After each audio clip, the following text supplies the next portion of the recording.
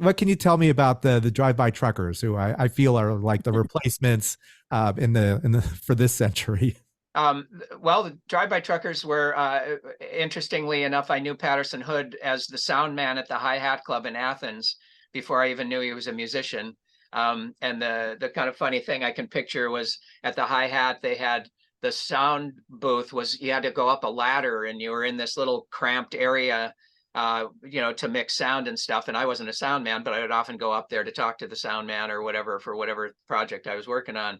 And so to see huge Patterson Hood in this little cramped space up there, that's my first memory of what became the Drive-By Truckers. And we got to be friends, and I remember him giving me a cassette of the very first things they recorded under that name. I still have it sitting right over here on a shelf. That's not in the Rock and Roll Hall of Fame. Come on. Well, nobody's asked for that one. I would I certainly will. loan it to them. I'll take it. That's Yeah. fine. Okay. And anyway, so I knew of them, and then they started, making their own records, and then they did the Southern Rock Opera, which kind of blew up, and it got so big they couldn't handle it, and they reluctantly signed with a major label, with Lost Highway. And I don't know if reluctantly, but I mean, I think they realized that that was probably not going to work, because they were the Drive-By Truckers. They weren't, about to be told what to do by some major label people.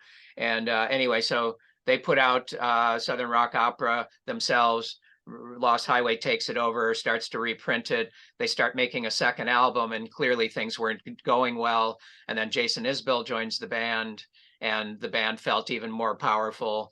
And I remember going to, and by this time I'm at New West Records, and it was probably 2000, oh geez, 2001 or two. I happened to, Patterson would always let me know when they came through town, and I had just gone to see the Drive-By Truckers at the Troubadour, and it was the first show I'd seen with Jason Isbell, and it was just mind blowing. It was like to have three guys that were as great at songwriting as they were, and as great singers as they were. It was just a massive show, and they really blew the roof off the Troubadour.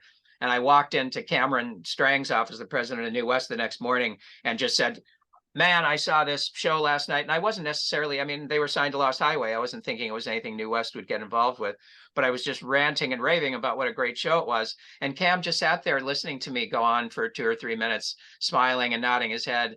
And he said, it's really a very interesting coincidence here, Peter. I just got off the phone with Ken Levitan, who's the managing the Drive-By Truckers, and he said they're having some issues with Lost Highway, and they want to leave, and they've got an album in progress, and he's offering it to us. I was like, hallelujah.